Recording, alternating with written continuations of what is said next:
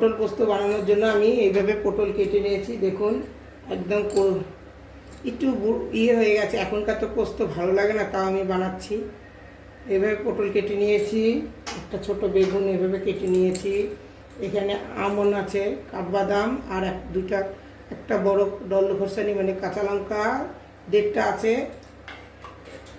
এখানে পোস্ত দানা আর মগজ দানা আমি ভিজিয়ে রেখে দিয়েছিলাম। কড়াই গরম হয়ে গেছে, এখন কড়াইতে আমি সরষের তেল দিব।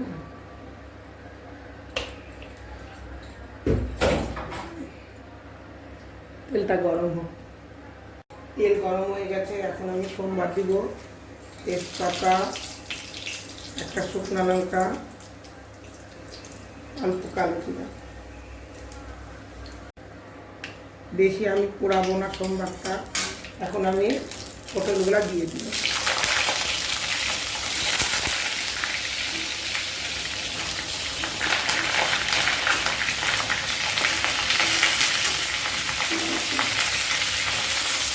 লবণ দিব না আমি,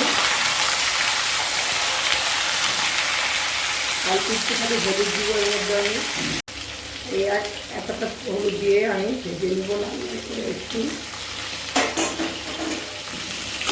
লবণ দিব না, লবণ দিলে জল উঠবে, এর জন্য পরে আমি লবণ দিব।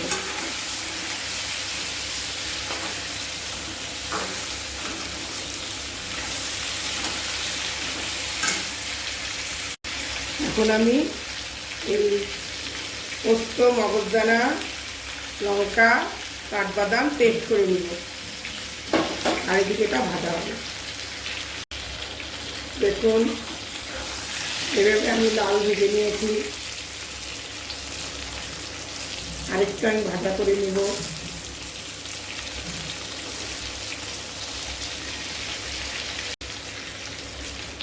ভাজা হয়ে গেছে, এখন আমি সব পেস্টগুলো দিয়ে দিই।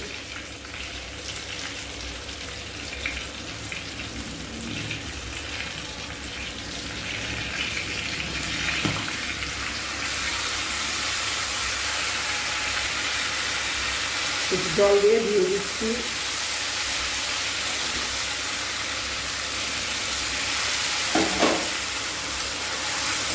এখন এর মধ্যে আমি অল্প একটু লবণ দিয়ে দেবো।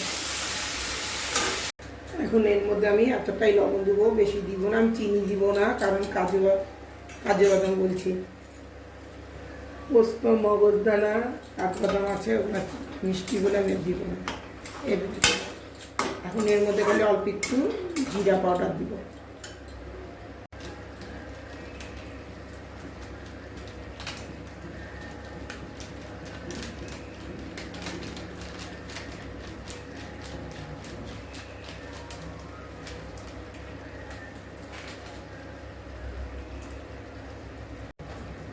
এখন এর মধ্যে আমি এই 1 চামচের একটু কম জিরা পাউডার দিয়ে দিলাম।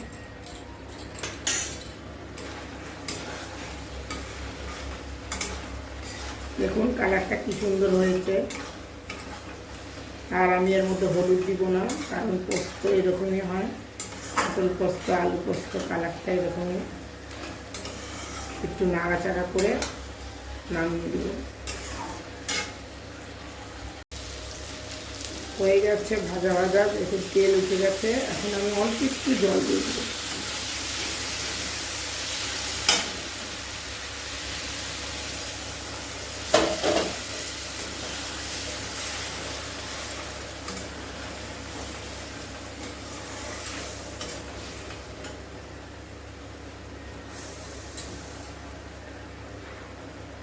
এখন আমি এর মধ্যে ধনিয়া পাতা দিয়ে দেবো অল্প একটু।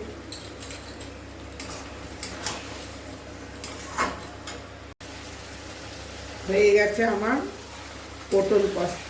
এখন আমি গ্যাস বন্ধ করে দেব।